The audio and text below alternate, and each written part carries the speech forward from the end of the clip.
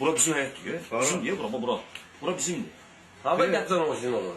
Kupçada qalma olur. Ha, bəs Asiya. Utanmırsan da bilirsən. O Asiya. Erkek Siz utanırken Sonuçta iki tane kalp. Hakikaten de böyle danışmıyor. Ben tavı eləmeye geldim. Sakmanın qadam birisi. Səhri verəmsiz bunlara satışır. Hani Almıyor bak, çağızlar olsa icrası var. xeyr. Sıkılsa xahiş çıkıyor. Yesən nə var? Siz sürüşün kızı. Elə danışanda mən də Danışmam. Hadi oynuyor. Əli aşağı elə. Pul kime verip ondan Nə tərəf. qədər borcu var idi? 60 min.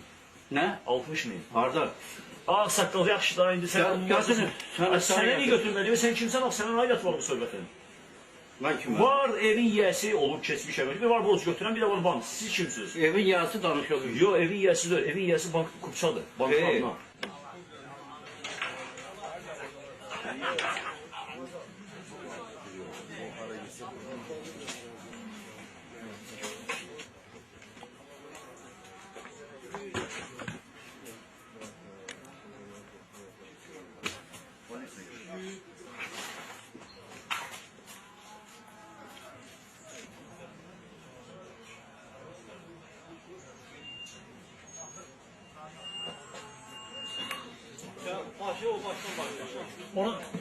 Ona niye tural? Cibə qoysunlar, o şey yana bir.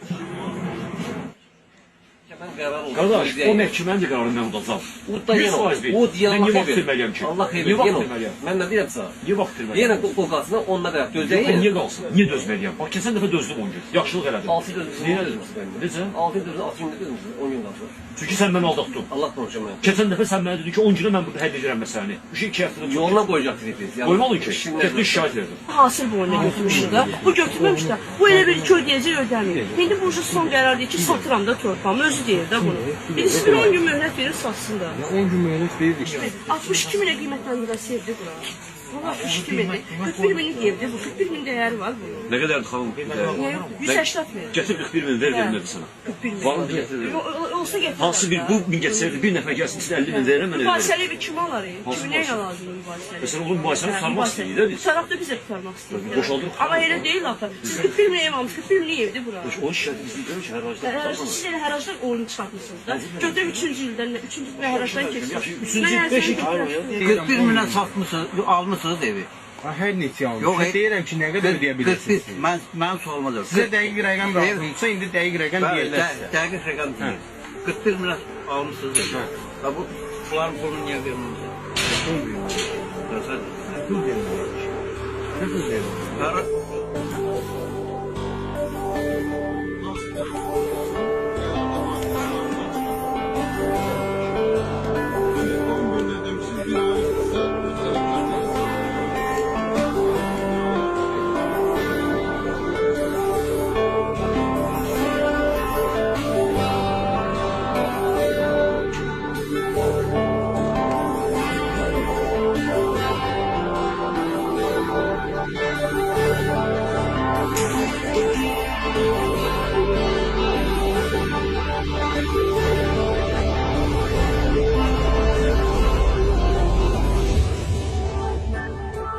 Ay göğecek Allah, bizim günahımız yok, bize yardım geldi. Günahımız yok da Allah, bizim günahımız yok, bizim ne kalmış yok, şu Hristiyan. Ay peygamber, bizim günahımız yok. Ne zulümdü bu Allah, ne çekildi. Ay yaradan Allah, gözüme boş bu hakikati. Ay yaradan Allah.